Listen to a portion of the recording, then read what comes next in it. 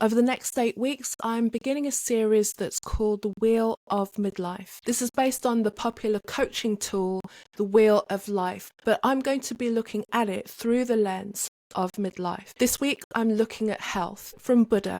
To keep the body in good health is a duty. Otherwise, we shall not be able to keep our mind strong and clear. Hello, my name is Carol May Whittick. I coach women to bloom into midlife with creativity and spiritual life coaching. First, an obvious but a necessary disclaimer. None of this is medical or health advice. This is anecdotal, and this is talking from my perspective. So take what I have and what resonates with you and leave what does not. Health is the foundation of our lives. If we don't have health, the other aspects of our life are going to be increasingly difficult to experience, if not impossible. As midlife women, we go through the changes in our body, the peri and the menopause in particular, and that is a variable experience. Some people will experience it with a lot of pain and trauma and distress, whereas other women tend to sail through it. Midlife women in particular have to deal with their health and the wellness. We experience the shift and the change as we move through midlife, and that can bring up for us many physical aspects as well as mental, and we come front and center with what it means to have good health. And at this period in time, it is imperative for us to take our health seriously. Health is our wealth. Health is the cornerstone of everything that we do.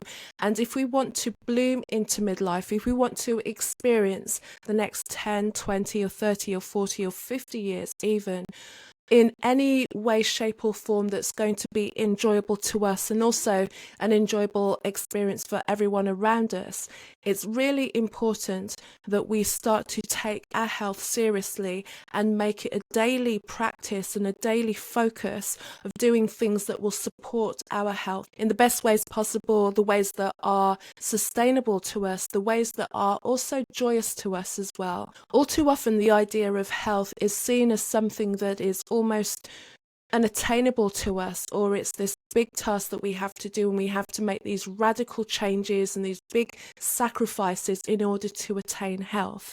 The first thing about health is to shift our mindset around what health means.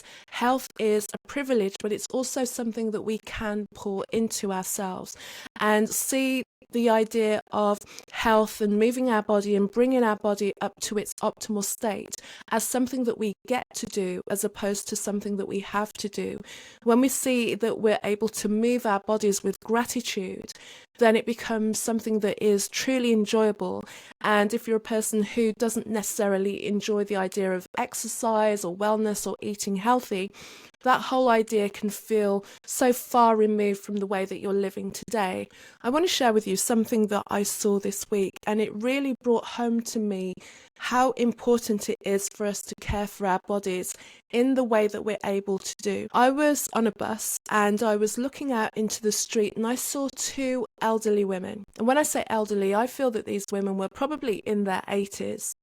And both of them were holding on to each other as they walked on the road, and one of the women had a stick in her hand. And what happened next was the lady who had the stick in her hand lost grip of the stick, and the stick fell onto the ground. And what I noticed next was something that was a really sobering sight to me, was that the stick that she was holding on to keep her upright was on the ground, and neither of them were able to bend to the ground just to pick the stick up. And luckily there was somebody in the street that was able to go to the lady and pass the stick to her. But it was so sobering to me to witness that she couldn't even bend down to pick up the thing that was keeping her upright. And another thing that struck me as I was witnessing this is what was going through the minds of those women, that they were there not even able to bend down and help each other at that point in time. It reminded me how imperative it was that I looked after myself, not just for myself,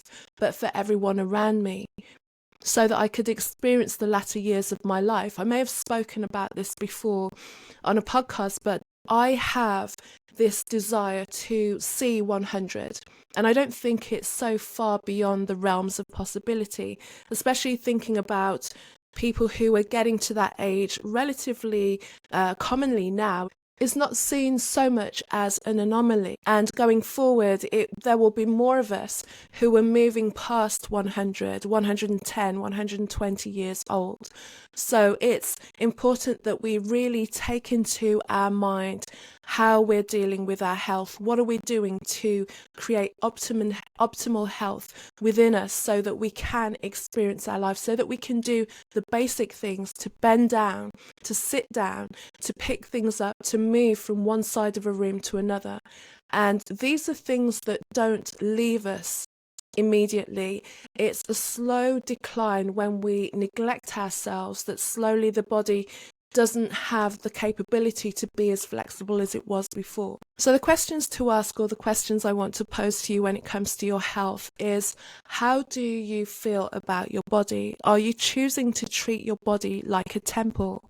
If we hold a reverence and respect for our body, the fact that the body is carrying our spirit through this lifetime, and give it all of the best things that we can do. And also that may start with being radically honest about how you've treated your body in the past, where you've neglected your body and why you may have been disconnected from your body in itself.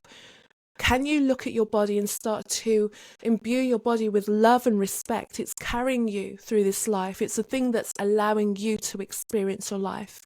How are you breathing? How are you feeding yourself? How are you moving? How do you stand when you walk in the room? All of these things are indications of your health. The way that you radiate health is going to mirror the way that other people respond to you and the opportunities that will come to you.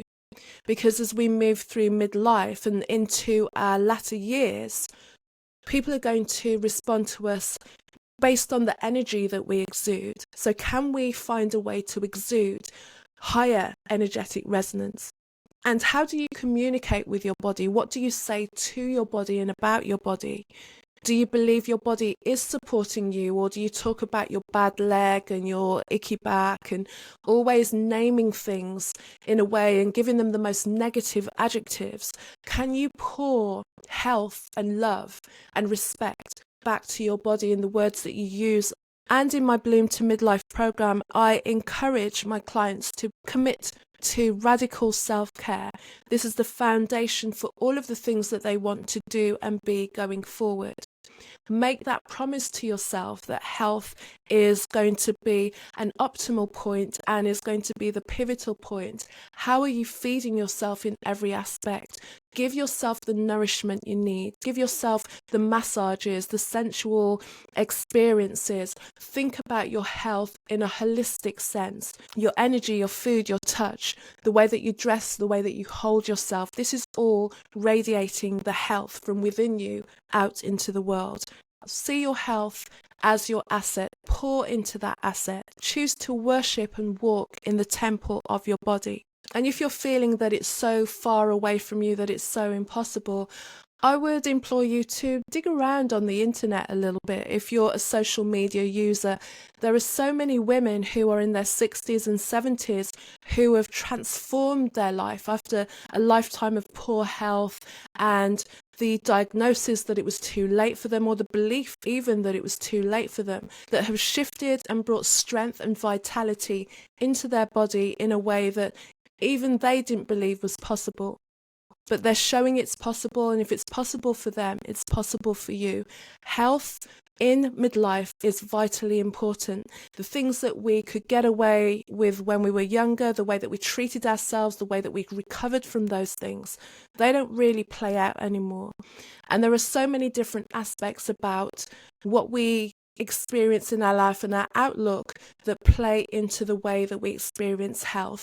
And over the weeks, as I go into the different aspects of the Wheel of Midlife, you will see how they all holistically connect and feed into each other. And also to remind you, when it comes to caring for yourself and pouring into yourself, that self-care, that self-love, that self-attention, that giving yourself all of the things that you need to have that optimal health is not selfish. If you're in good health, then you can experience life better. Your family won't need to worry or need to care for you in the same way as if you had bad health. You owe it to yourself, and you will be giving to them by putting your health at the forefront of your mind.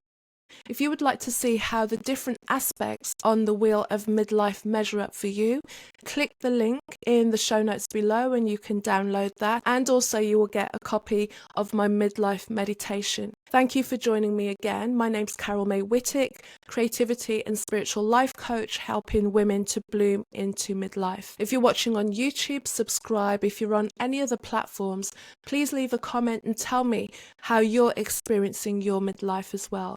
Health is wealth. This is week 1 on the Wheel of Midlife. Until next week, see you again.